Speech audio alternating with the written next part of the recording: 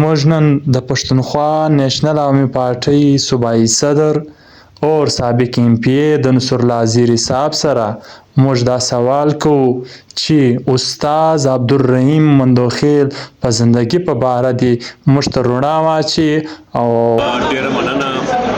لکه څنګه چې تاسو ته معلومه ده د لوی استاد خان پښتونخوا ملي عوامي پارټۍ سینیر ډیپټي چیرمین او د پښتون قومي سیاسي تحریک یو لوی مبارز ادیب فلسفي عبدالرحیم خان مندوخیل د مړینې اوس نم تللی په 10 مئی د اتوار په ورځ د پټې په لیاقت پارک کې به یوه ستره جلسه کېږي. دې جلسې ته به د پښتونخوا نیشنل عوامي پارټۍ چیرمین او د قومي اسمبلی ممبر قدرمن بشار خان کاکړ او نور مشران ویناوې کوي.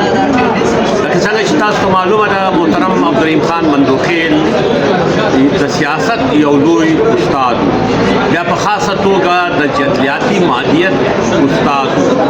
هغه سیاست په ډېر لوی زیر و زبر خبر انسان.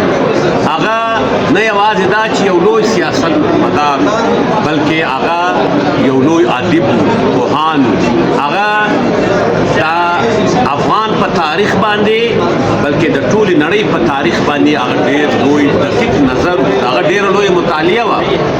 هغه انګریزي استعمار و افغانستان کتاب ولیکئ، هغه افغانستان کتاب یې ولیکئ، هغه امریکي سامراج خلیج فارس هغه کتاب یې ولیکئ او په 1981 کې دا هغه کتاب لیکلی دی. نن چې کوم حالات په خلیج فارس کې دي یا کوم حالات په ابنای هرمز کې دي یا کوم اوسنۍ جګړه چې روانه ده د امریکې ایران خلاف او صهیونیت اسرائیلي صهیونیت د ایران خلاف، هغه کتاب چې ته وګورې نو تا ته به معلومه شي چې محترم رحیم مندوخیل صاحب څرنګه دا تجزیه کړې ده چې دا علاقه څومره اهمیت لري او دلته د امریکي سامراج څومره لوی اثر رسوخ دی او د امریکي عاجل.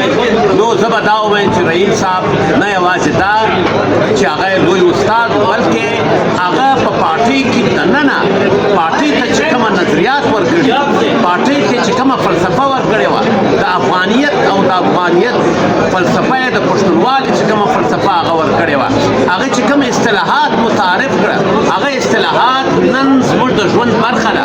نن ډېر اصطلاحات دي، نن افغانستان، نن لوی لوی پوهان، نن پارټیانې هغه اصطلاحات د محترم رحیم مندوخیل صاحب اصطلاحات دا جنوبي پښتونخوا تورې، دا مشرقي پښتونخوا، دا منځنۍ پښتونخوا چې دوی پاټلا ورته ویل، دا پنجابي استعمار، دا انګریزي استعمار، دا د ډیورنډ کرښې ته بارډر نه ویل، دې ته د ډیورنډ کرښه ویل.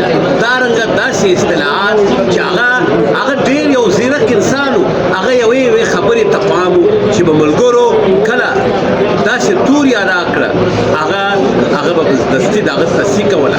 بله خبره دا چې هغه په سیاست کې که څه هغه په عام ژوند کې ډېر شفیقه انسان، ډېر انتهایي شفیقه، ډېر دغسې د ملګرو سره ډېره ښه رویه وه، تر دې حده پورې چې دی به په دې و چې ملګری ډوډۍ خوړلې ده، ملګري ناشته وکړه، ملګری په آرام دی.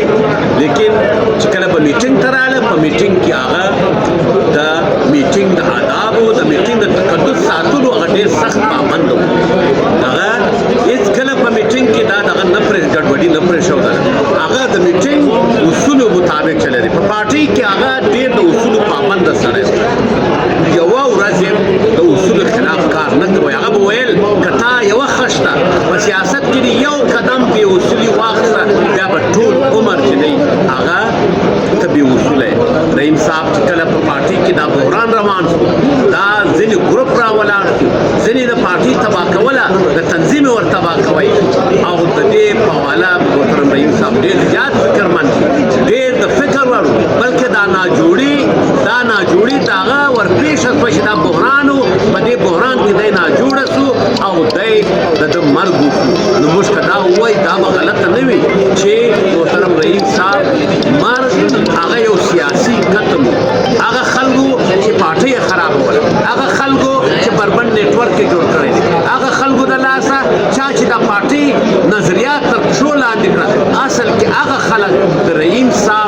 دې ناجوړۍ ذمہواره دي او بیا چې مړ شو د دې مرګ یې ذمہواره دي. نو محترم رحیم مندوخیل صاحب ته چې موږ څومره د عقیدت ګلونه وړاندې کړو هغه کم دي. نو زه د ټول ولس ته دا هیله کوم چې 10 تاریخه د مۍ د اتوار په ورځ 3 بجې هغه لیاقت باد ته ځانونه راورسي او دا جلسه کامیابه کړي او محترم عبدالرحیم خان مندوخیل صاحب ته د عقیدت او احترام ګلونه وړاندې کړو. ډېره مننه. یو جان مننه.